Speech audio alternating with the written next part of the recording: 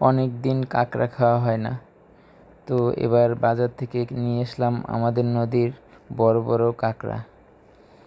কাঁকড়াগুলো কাটার পরে আমরা চিন্তা করি আমরা নিজেরাই কাঁকড়াগুলো আমাদের মতো করে রান্না করব, যে আমরা যেরকম খাই। এর জন্য আমরা নিজেরাই রান্না শুরু করে দিলাম। অবশ্য কাটতে আমাদের একটু সমস্যা হয়েছে, কারণ আমরা কখনো কাঁকড়া এভাবে কীভাবে কাটে জানি না।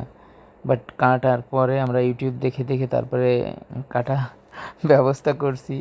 তো কাটার পরে আর রান্না তো একেবারে ইজি, যে কেউ করতে পারে এখন। তো আমরা রান্না শুরু করলাম। যদিও ঝালের পরিমাণ বেশি দিলে ভালো লাগে কাঁকড়ায়, আর কাঁকড়া হচ্ছে ভুনা ভুনা করতে হয়, কাঁকড়ার ঝোল একদমই ভালো লাগে না।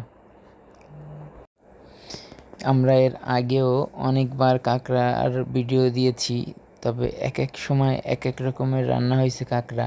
তো আজকে হচ্ছে কাঁকড়া রান্না হচ্ছে ভাজা ছাড়া। আরেকদিন রান্না করছিল, আমাদের একটা ভিডিও ছিল কাঁকড়ার, সেটা হচ্ছে কাঁকড়া অবশ্য ভেজে রান্না করা হয়েছিল। আর আজকে রান্না করা হচ্ছে মশলার ভিতরে কষায়। আর এর পায়াগুলো দেখেন এত মোটা মোটা, মানে কি বলবো।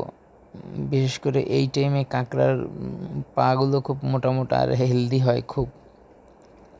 আর হবেই বা না কেন, কাঁকড়াগুলো অনেক বড় বড়, অনেক বড় বড় কাঁকড়ার পায়া অনেক বড় হয়। আর আমরা এখানে অনেকগুলো কাঁকড়াই নিছি, প্রায় 6টার মতো কাঁকড়া নিছি। আর কাঁকড়াগুলো কষানো শেষ, এবার পানি দিয়ে দেওয়া হচ্ছে।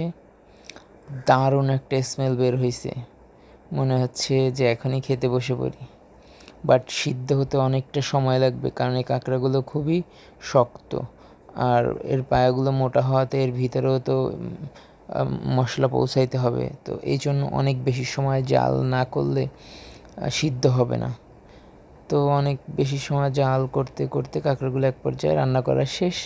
এবার আমরা বাটিতে তুলে নিচ্ছি, খাওয়ার জন্য সবাই প্রস্তুত নিচ্ছে, কারণ একটু পরে খেতে হবে। এই জন্য আমরা এবার একটু সুন্দর করে সাজিয়ে নিলাম। এবার ভাতের সাথে কাঁকড়া নিচ্ছি। ঝাল দেখে জিভে জল চলে আসবে, এরকম মচমচে কাঁকড়া। আর সবচেয়ে বড় কথা, চিংড়ি মাছের যে টেস্ট কাঁকড়া রান্না করলে ওই রকম একটা টেস্টি ভাব চলে আসে। তো দেখেন এত সুন্দর, মানে খাবারটা হয়েছে কি বলবো, জবাব নাই। আবার খেতে